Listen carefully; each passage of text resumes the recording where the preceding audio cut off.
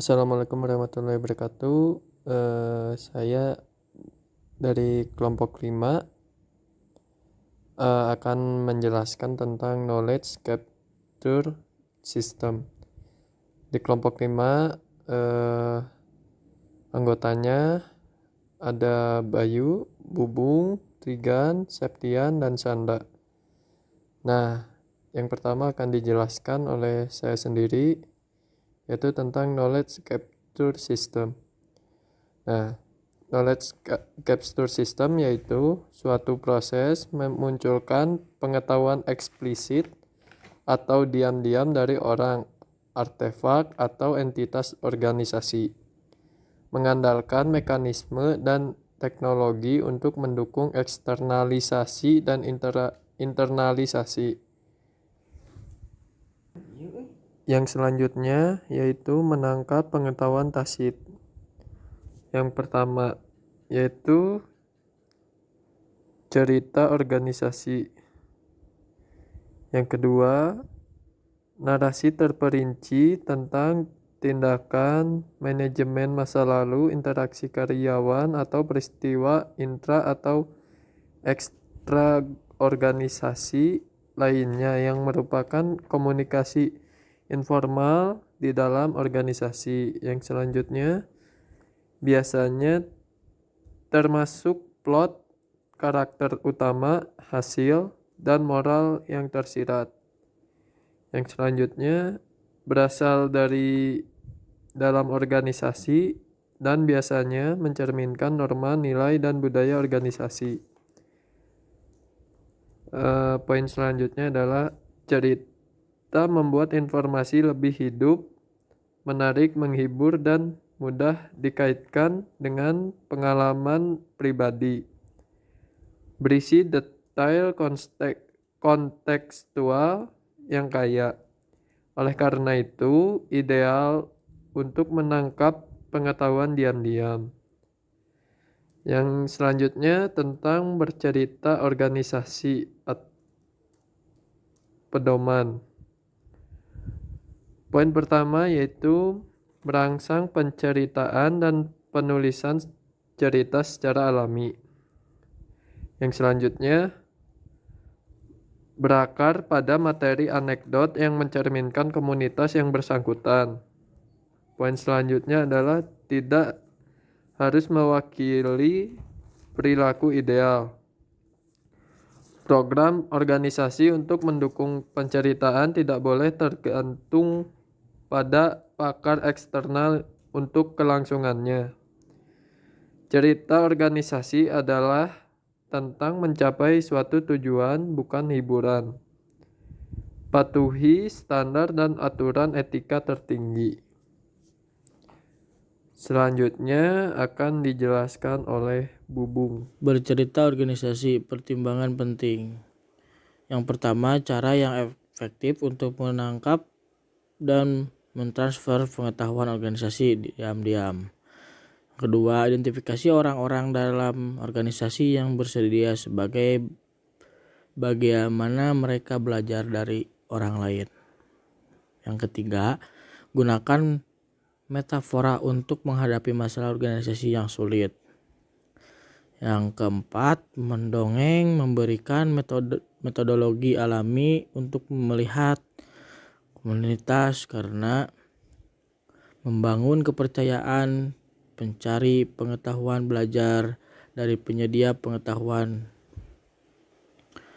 Selanjutnya itu membuka gairah bersifat non-hierarkis, bercerita bersifat kolaboratif. Selanjutnya area di mana bercerita menjadi efektif. Poin yang pertama yaitu memicu tindakan dalam organisasi era pengetahuan. Yang kedua menjabatani kesenjangan mengetahui melakukan. Selanjutnya menangkap pengetahuan diam-diam. Terus yang kelima untuk mewujudkan dan mentransfer pengetahuan. Terakhir untuk meningkatkan inovasi. Slide selanjutnya yaitu area di mana bercerita menjadi efektif. Yang pertama, meningkatkan teknologi. Yang kedua, pertumbuhan individu. Selanjutnya, bertiga, meluncurkan atau membina komunitas praktik kelompok tematik atau bank dunia. Selanjutnya, yang keempat, komunitas belajar atau jaringan belajar atau SP. Lalu yaitu tim praktik terbaik Kopron.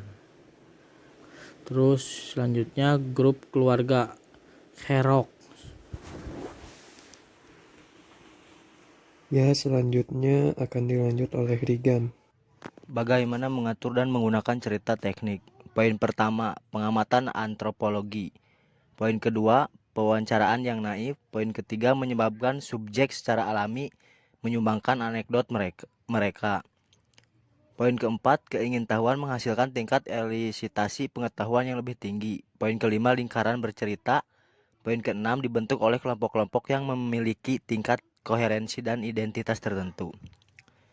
Selanjutnya, bagaimana mengatur dan menggunakan cerita teknik. Poin pertama, lingkaran bercerita. Kedua, dibentuk oleh kelompok-kelompok yang memiliki tingkat koherensi dan identitas tertentu. Poin ketiga, metode. A. Did spinning please tell us, mewakili kecenderungan manusia untuk meningkatkan atau memperbaiki cerita sebelumnya. B. Sejarah alternatif. C. Pergeseran karakter atau konteks. Cerita tidak langsung, kemiripan karakter dengan karakter kehidupan nyata dianggap murni kebetulan. Metafora referensi umum untuk grup cerita, kartun atau film yang umum dikenal. Selanjutnya, representasi pengetahuan, peta konsep. Poin pertama, berdasarkan teori belajar fisika Ausubel. Poin kedua, konsep yang diapit oleh lingkaran atau kotak, dianggap sebagai keteraturan dalam peristiwa atau objek yang ditunjuk oleh label. Poin ketiga, dua konsep yang dihubungkan oleh kata penghubung untuk membentuk proposisi unit semantik atau unit makna. Poin keempat, sumbu vertikal mengungkapkan kerangka kerja hierarkis untuk mengatur konsep. Konsep inklusif ditemukan di atas, semakin spesifik konsep kurang inklusif diatur di bawah. Yang terakhir, hubungan antara proposisi dalam domain yang berbeda adalah crosslink. Yang selanjutnya akan dilanjut oleh Septian. Oke, bismillahirrahmanirrahim. Assalamualaikum warahmatullahi wabarakatuh. Perkenalkan, nama saya Septian Roji Supriyadi. Saya akan melanjutkan pembahasan yang berikutnya, yaitu mengenai sistem penangkapan pengetahuan atau CMAPS tool. Nah, di sini ada beberapa poin, yaitu untuk menangkap dan mengformalkan pengetahuan sehingga menghasilkan model representasi pengetahuan yang kaya konteks untuk dilihat dan dibagikan melalui internet. Mengurangi masalah navigasi dengan pada peta konsep, sajikan sebagai antarmuka penjelajahan ke domain pengetahuan. Icon di bawah ini konsep Notes memberikan akses ke informasi tambahan, sumber daya media, dan peta konsep yang terhubung dapat ditemukan di mana saja di internet. Browser menyediakan jendela yang menunjukkan urutan hierarki peta. Representasi pengetahuan, penalaran berbasis konteks, pengetahuan taktis, kemampuan manusia yang memungkinkan pakar domain untuk menilai situasi yang ada atau karena dalam jangkaan yang pendek. Di antara segudang masukan. Poin berikutnya yaitu kenali dan perlakukan hanya ciri-ciri yang menonjol dari situasi tersebut. Dapatkan sebagian kecil tetapi penting dan input yang tersedia untuk pengetahuan umum. Oleh karena itu, pengetahuan taktis dapat didefinisikan sebagai proses pengambilan keputusan yang berkelanjutan dan dinamis oleh agen yang melakukan atau manusia atau lainnya yang berinteraksi dengan lingkungannya saat mencoba menjalani misi lingkungan itu. Yang berikutnya ada penalaran berbasis konteks atau CXBR, prinsip dan alat. Konteks tindakan dan prosedur yang tepat menangani situasi ini. Saat misi berkembang, transisi ke konteks lain mungkin diperlukan untuk mengatasi situasi baru. Apa yang terjadi, apa yang mungkin terjadi dalam suatu konteks dibatasi oleh konteks itu tersendiri. Konteks misi mendefinisikan ruang lingkup misi, tujuannya yaitu rencana dan batasan yang diberlakukan. Nah, konteks utama berisi fungsi, aturan dan datar konteks utama berikut yang kompatibel. Subkonteks, abstraksi, fungsi yang dilakukan oleh konteks utama yang mungkin terlalu kompleks satu fungsi. Nah, sini ada alat akuisisi pengetahuan taktis cerdas berbasis konteks atau CITK menggunakan basis pengetahuannya sendiri untuk menyusun serangkaian pertanyaan cerdas untuk mendapatkan pengetahuan taktis dari pakar. Selanjutnya akan dilanjut oleh Syanda. Hambatan penggunaan knowledge capture system. 2 perspektif. 1. Insinyur pengetahuan yang merupakan membangun sistem semacam itu. Yang satu membutuhkan pengembangan beberapa gagasan tentang sifat dan struktur pengetahuan di awal proses. Kedua, sistem otomatis untuk menangkap pengetahuan tanpa pengetahuan a priori tentang alam dan dasarnya. Tidak mungkin.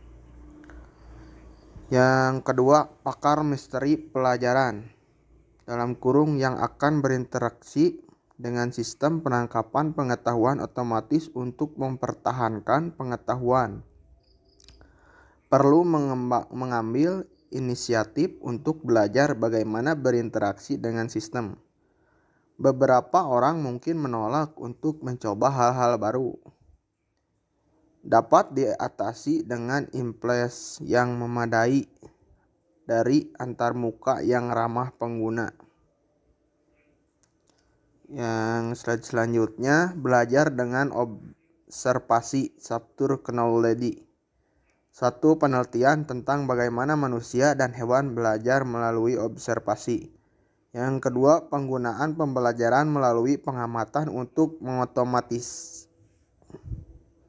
mengotomatisasi tugas akuisisi pengetahuan. Ketiga, belajar dengan observasi menunjukkan janji sebagai teknik untuk menangkap pengetahuan ahli secara otomatis dan mengaktifkan komputer secara otomatis.